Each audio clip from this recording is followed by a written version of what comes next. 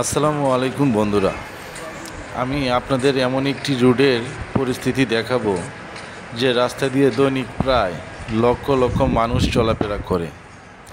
এই রাস্তাটির লোকেশন হচ্ছে উত্তর আজমপুর টু মাজার চৌরাস্তা পর্যন্ত। দক্ষিণকান এলাকাসহ বিভিন্ন এলাকার পানি নিষ্কাশনের জন্য এই রাস্তার মাঝখান দিয়ে বিশাল ড্রেনের কাজ চলমান। এই রাস্তা দিয়ে কোনো গাড়ি চলাফেরা করা সম্ভব নয়। লক্ষ লক্ষ মানুষ পায়ে হেঁটে বিভিন্ন মহল্লা দিয়ে বা রিক্সার মাধ্যমে উত্তরা সহ বিভিন্ন এলাকা পৌঁছায়। এই এলাকার শিল্প প্রতিষ্ঠানের গাড়িগুলো চলাফেরার সমস্যার সম্মুখীন হচ্ছে। শিল্প প্রতিষ্ঠানের শ্রমিকরা ও স্কুল কলেজ মাদ্রাসাগামী ছাত্রছাত্রীদের চলাফেরাও অনেক সমস্যা হচ্ছে।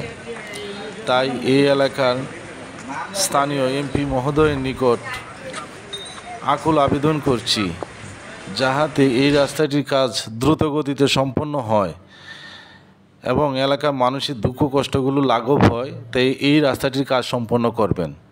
ধন্যবাদ।